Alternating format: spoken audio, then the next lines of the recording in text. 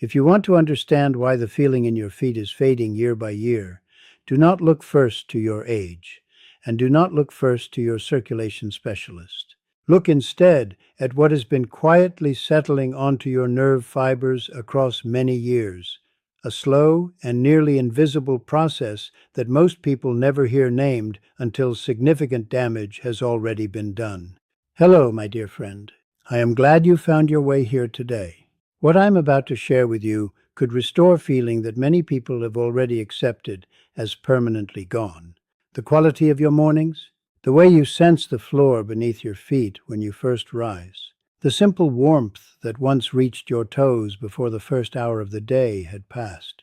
These things can return for many people, but this path is not found inside a rushed appointment. It does not arrive in a prescription bottle. The knowledge lives in the oldest healing traditions on this earth, in mountain herbs and morning practices passed from teacher to student for generations, and in what the body still remembers how to do when it is given what it truly needs. My name is Dao Shen. For over 60 years, I have walked the path of healing, first as a student inside a monastery set high in the Himalayas, then as a quiet guide to the many people who came seeking what the clinics could not offer them. My teacher, a man of great stillness who lived well past 90, taught me to read the body's whispers long before they became its cries. The feet, he always said, tell you the truth of everything happening inside. He also placed deep importance on something the ancient texts returned to again and again. He said that all suffering in the body, all cooling of the life force at its edges, begins in the belly. When the belly is unwell, the blood thickens, inflammation takes root quietly, and sensation begins to leave the body's farthest reaches. The feet go silent first, the fingers next. What modern researchers have since confirmed is something very close to this teaching. The gut, they have found, governs the body's inflammatory response, shapes how blood sugar is managed across the years, and determines whether the immune system stays calm or maintains a low, continuous simmer of distress. The old monks had been watching this for generations before the word inflammation entered the outside world's vocabulary. In the villages that sat below our monastery, the elders walked the stone paths well into their 80s with steady feet and clear sensation beneath them. Peripheral numbness was something they described to us as a condition of the cities, of people who had walked away from the old ways of preparing food. My teacher's teacher, who carried this lineage across 2 generations before my own training began, lived into his late 90s. Across 5 generations of healers in this tradition, nerve damage that steals feeling from the feet was a rare and notable thing. The practices were not mysterious. They were bitterness in the daily diet, deliberate movement each morning, and a small set of roots kept close, used with patience and with care. Those outside our tradition eventually came to study this same territory. They arrived with their instruments and their measured methods. They found what the lineage had always observed. The difference is they gave it a clinical name. The tradition had only said, "The fire is going out at the edges." Both were pointing toward the same truth. Now, there is one thing I am about to share with you today that will genuinely surprise you. 9 out of 10 people facing this kind of fading sensation after 50 are directing their attention entirely to the wrong place. They are working at the surface of the problem when the cause lives much deeper and much older. Each piece of what I share today builds on the one before it. The order is not accidental, dear friend, so I ask you to stay with me through to the end. The most important thing, the root beneath the root, is waiting there for you. Before we go further, I want to know who is here with me. Leave a comment below and tell me your age. And tell me this as well. Is the tingling and numbness you experience something that comes and goes? Or has it settled in and made itself at home? I read every single comment on this channel. What you share shapes the conversations I bring to you in future videos. Your voice here is not a small thing.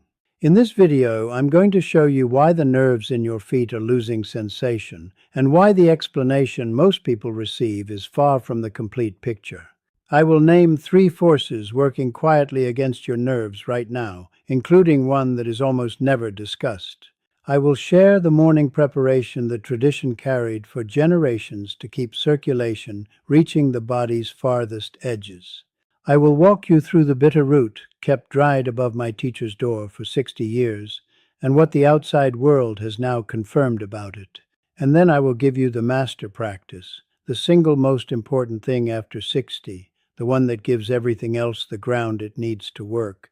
A small favor before we begin. If you have not yet subscribed to this channel, press that button now. It takes no time and it costs nothing, but it means that more of the people who need what I share here will be able to find it. More grandparents, more older friends who deserve real answers. That is the only reason I ever ask. You know the feeling I am describing. Perhaps it arrived as something so small you explained it away at first. A cold heel that would not warm in the morning. A faint buzzing in the ball of one foot late at night. Toes that seemed to belong to someone else. Over time, the sensation did not sharpen. It thinned. It became duller and quieter until the skin of your feet began to feel as though something soft and invisible had been placed between you and the world. Your body is not shutting down. It is calling out. This is not the price of your years. What is happening in your feet is the result of a specific and nameable process, and when you understand it clearly, the path forward becomes visible. The process has a name. The tradition called it the slow dimming of the peripheral fire. What the modern world calls it is peripheral neuropathy driven by glycation, meaning the gradual coating of nerve fibers by sugar molecules that have been circulating in elevated amounts across many years. Here is what this means in the plainest possible terms. When blood sugar stays elevated, even slightly over many months and years, sugar molecules in the bloodstream begin to bind to proteins and fats throughout the body. One of the structures most harmed by this process is the myelin sheath, the protective wrapping that surrounds every nerve fiber the way the bark of a tree surrounds the living wood beneath it. When this sheath becomes coated itself, the nerve fiber it protects loses the clean environment it requires to carry its signals efficiently. The message from your foot to your brain begins to slow. It blurs. In many people past 60, it begins to stop arriving. Picture a mountain stream feeding a village below. The stream does not freeze suddenly. The ice forms slowly across many winters, narrowing the channel a little more with each season. By the time the village notices the silence, the ice has been building for years. This is what glycation does to the nerves in your feet, quietly and without announcement. Here is the aging reality that matters greatly in this conversation. What outside researchers have now confirmed is that after 60, the body's ability to process blood sugar following a meal slows considerably for many people, by 30% or more in some cases compared to earlier decades. The tradition had observed this long before any laboratory measured it. The old healers adjusted the diet accordingly. Bitterness became the medicine of age, not because it tasted good, but because it worked. There are three forces working together in this process, and most people are only ever shown one of them. The first is glycation itself. Years of blood sugar remaining even modestly above the ideal range, the kind a checkup might describe as something to monitor, is sufficient to begin the slow coating of nerve fibers. The damage does not arrive loudly. It arrives the way the first cold season arrives, felt only at the edges, and then deeper as the months pass. The second force is the narrowing of microcirculation. The very small blood vessels responsible for delivering warmth, oxygen, and nutrients to the peripheral nerves are among the first structures affected by prolonged elevation of blood sugar. When these small vessels narrow and lose their suppleness, the nerve fibers lose their delivery lines. They are still present, still attempting to function, but doing so with diminishing resources. This is why cold feet so frequently accompany the numbness. The warmth cannot arrive because the channels for delivering it have been constricted. The third force receives almost no attention, and it may be the most consequential of all. In the gut of a person past 60, who has followed the pattern of modern eating for decades, something significant has changed. The community of beneficial bacteria living within has thinned. Studies now suggest that by the time many people reach their late 70s, they may have lost 30 to 40% or more of the microbial diversity they once carried. When this community thins, the body generates a background level of inflammation that moves through the bloodstream and settles into the body's most vulnerable tissues. The nerve sheaths are among those tissues. The tradition called this the invisible fire. It burns without flame. It feels indistinguishable from age. Most people carry it for years without ever naming it. I want to say something clearly here because this is a question I am asked by many people in this community. Many people take a probiotic supplement expecting this alone to restore what the gut has lost. But probiotics cannot complete this work by themselves. They require prebiotic fiber to survive inside the gut environment. And both of them together require the compounds that the bacteria themselves produce as they go about their work, compounds that researchers now call postbiotics, to repair and seal the gut lining properly. Think of it like a garden. The seeds need soil, the soil needs water, and the plants themselves must be able to bear fruit. Remove any one of these three, and the garden does not thrive. All three must work in concert. I want to tell you about Dorothy. She found this community when she was 71 years old, a retired schoolteacher from Savannah, Georgia, who had spent 40 years standing at the front of a classroom. She described the sensation in her feet as being wrapped in damp cotton. Cold mornings were the hardest. The warmth would not return until well past midday, and on some mornings not at all. What had been overlooked in Dorothy's case was the way all three forces were working together below the surface. Her blood sugar was slightly elevated, something her doctor described as worth watching. Her circulation was normal for her age, but no one had looked at the terrain underneath. When Dorothy began addressing all three forces, the gut environment, the background inflammation, and the bitterness in her daily diet, something shifted across 12 weeks. By week 10, sensation had returned noticeably to both heels. By week 12, she wrote to me and said, "Dao Shen, I have my feet again. The cold toes now warmed within an hour of rising." Her mornings had come back to her. Now I want to pause here, because this is the question I receive most often from the people here. What do I personally use to support the gut terrain we have been discussing? After 60 years of observing what actually heals and what only soothes, the product I have settled on for this foundation is called BoochBod. It is a kombucha gummy, not a pill, which matters greatly to many of the people I work with. It carries a three-part formula: prebiotics to feed the beneficial bacteria, probiotics to restore them, and postbiotics, which are the actual healing compounds the bacteria produce to repair the lining itself. It contains two clinically studied strains, lactospore and postbiotics LM1004, and two roots I recognize deeply from the healing tradition I was trained in, dandelion root and slippery elm, plants that the mountain healers kept close for generations to calm and restore the gut's inner life. Over 30,000 people are now using it. The link is waiting for you in the description below. And I ask this of everyone always. Please speak to your doctor before starting any supplement. That conversation matters greatly. With the three forces named, the recovery protocol works to address each one in proper sequence. The first part of the protocol is the morning bitterness preparation.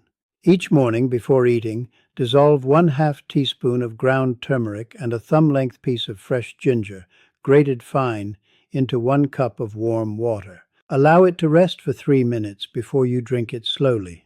Turmeric works against the glycation pathway, supporting the body's ability to slow the rate at which sugar molecules bind to proteins throughout the blood.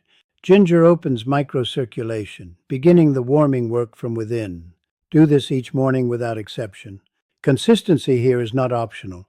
The second part is the evening nerve support. Each evening, 30 minutes before sleeping, steep 1 teaspoon of dried berberine root in warm water for 7 minutes. Berberine is the bitter guardian of the nerve that my teacher kept dried in a clay pot above his door for 60 years. He said it was what kept the mountain stream from icing over in winter. The tradition observed this across many generations of healers. What outside researchers have since found is that berberine supports blood sugar regulation and has been shown to help protect peripheral nerve tissue from the effects of prolonged glycation. A word of care here. If you are managing blood sugar with any medication, please speak with your doctor before adding berberine to your daily practice.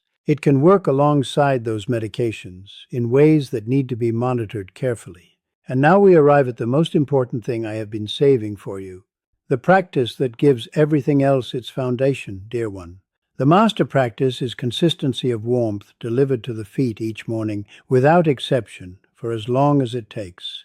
Here is what this means in full detail. Each morning before you dress, place both feet into a basin of warm water.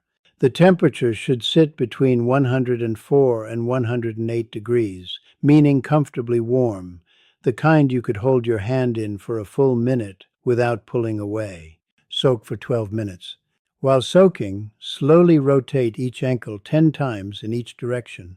After the soak, dry both feet completely and then massage each foot for 3 minutes using a small amount of sesame oil, warmed slightly before use. Begin at the heel. Work forward through the arch. Give quiet attention to each toe and the spaces between them. The ancient texts describe sesame oil as the oil of the deep channel, the substance that carries warmth past the surface of the skin and into the tissues beneath it. What outside researchers have since analyzed in this oil confirms compounds with measurable anti-inflammatory activity. The tradition was not prescribing this carelessly, it was prescribing it from centuries of watching what it did. Here is the mechanism in plain terms.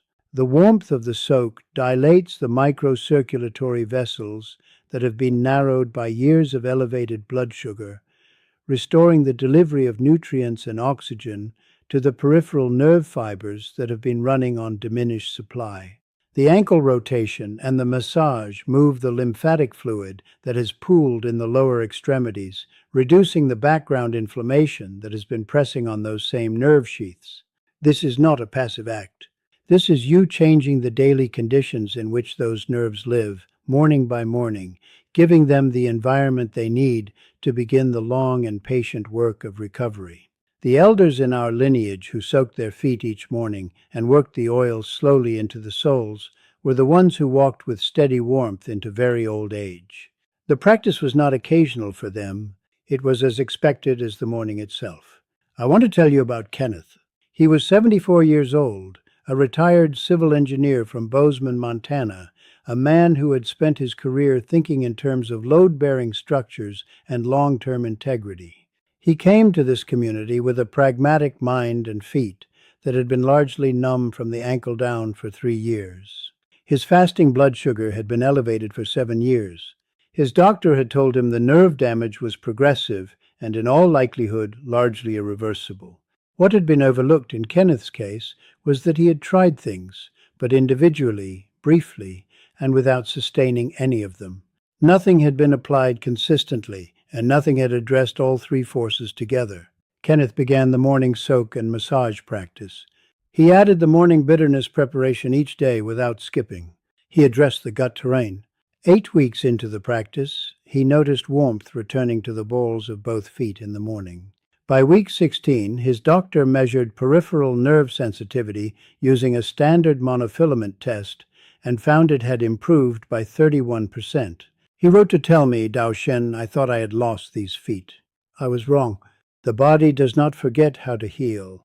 It only needs the right conditions, given daily, with patience. After more than 60 years of watching what actually heals and what only soothes for a season, let me offer you 4 things that make the real difference between improvement and stagnation. First, take the morning bitterness preparation before you eat, not alongside a meal. On an empty stomach, the compounds in turmeric and ginger enter the bloodstream directly and reach the peripheral tissues before the blood sugar fluctuations of the morning meal have begun. After food, the absorption window narrows considerably. Second, consistency will always outperform intensity in this kind of healing work. Many people begin the foot soak, feel no change in the first 4 or 5 days, and set it aside. The peripheral nerves regenerate at roughly 1 millimeter per day. Progress is not felt all at once. Daily moderate practice restores far more than occasional effort applied with force. Third, warm the sesame oil before applying it. Cold oil on cold feet does nothing useful. 30 seconds of warming in a small vessel until it feels gentle on the inside of your wrist is all that is needed. The warmth of the oil is part of its medicine. Fourth, Always test the water temperature with your elbow before placing your feet in the basin. Many people with advanced peripheral numbness have already lost the ability to detect water that is too hot before it has caused harm. The elbow is the reliable guide until sensation has returned to the feet. 3 mistakes I see made most often, dear ones. Mistake 1, addressing only one of the 3 forces. Many people begin berberine, notice some improvement, then stop because the improvement is not complete. They have worked on the blood-sugar pathway while leaving microcirculation and the gut terrain untouched. All 3 forces are working together. The recovery must address all 3, or it remains partial and fragile. Mistake 2, taking turmeric in water without adding fat. The active compound in turmeric does not absorb well in water alone. Adding 1/2 teaspoon of sesame oil directly to the morning preparation increases its absorption markedly. The tradition always prepared turmeric this way. That was not an accident of flavor. It was an understanding of the compound's nature.